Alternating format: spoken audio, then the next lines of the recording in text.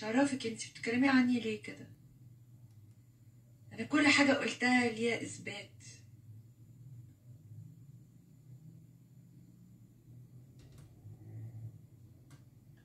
انا مش عارفة اخليهم، يعني كفاية ان انا هعيش كده طول عمري.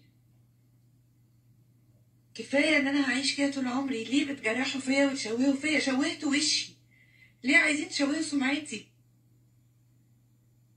انت شوهت وشي ليه عايز تشوه سمعتي؟ وانت عارف ان كل الكلام ده مش حقيقي. ده احنا عاملين فيديو كنت زي القمر فيه شهر وجيت دوبت الفيلرز كلها، لازم يبقى عندي كرمشة بسيطة وكنت زي القمر. وحتى لو مش زي القمر، هو الناس بتروح لدكتور تجميل، في دكتور تجميل يطلع يقول اصلها كانت جايه لي عجوزه اصلها كانت جايه لي وحشه. ماشي، ما هو انا لو وحشه وهطلع كده هطلع هتشوهني، قولي مش هعملك حاجه.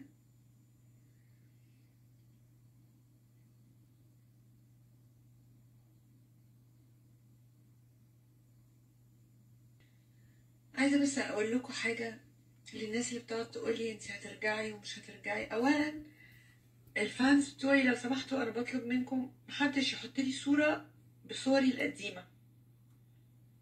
لو سمحتوا محدش يحط لي صور بصوري القديمه، عشان انا مش قادره اشوف شكلي القديم، لاني حزينه جدا اني فقدته. دي اول حاجه. الحاجه التانية، لو سمحتوا محدش يعمل لي صور على الاي اي بفلترز وكده. انا عارفه انكم مش عارفين تحطوا لي صور من دلوقتي، لكن بليز محدش يعمل لي صور فيك لو سمحتوا. الحاجه التالتة، الناس اللي بتقعد والمراكز اللي بتبعت لي عشان تعمل لي عمليات غير التشريح اللي في وشي ده كله، غير ده انا اتشال مني جلد زياده كتير قوي قوي قوي، وعشان ارجع كويسه دي عمليات كبيره قوي انا مش هستحملها نفسيا. اللي قال لي نركب اكسباندرز عشان الجلد يعمل، واللي قال لي تحلقي شعرك وتاخدي جلد من الجمجمه. انا مش هقدر استحمل العمليات دي.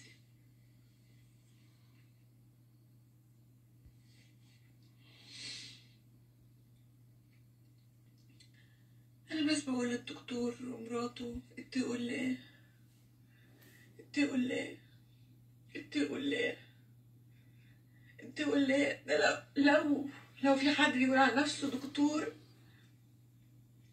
يبقى لازم يتسم بالرحمه. واللي حصل من اول ما انا اتصورت في اوضه العمليات وانا متبنجه وانا وشي مفتوح، اللي بيصور عمليه بيصور مكان العمليه بكاميرا في العمليه، مش بيطلع موبايل ابدا يصور مريضه وهي متبنجه ابدا، ويسرب الفيديو ويسرب واتسابس ويطلع يقول دي جات لي وكانت عامله وكانت مسويه. دي مش رحمه خالص. اخر كلمه هقولها من قلبي جدا، من قلبي من قلبي، في كل واحد ظالم او بيطلع يقول كلمه مش كويسه او حسبي الله ونعم الوكيل فيك، وباذن الله تشوف اللي انا شفته.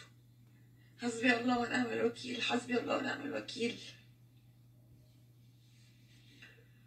ولمرات الدكتور دي برد عليها عشان هي اتكلمت عني، عشان انا برد بس مش هقول غير اتقي الله، اتقي الله، اتقي الله، حطي نفسك مكاني. انا مستقبلي ضاع.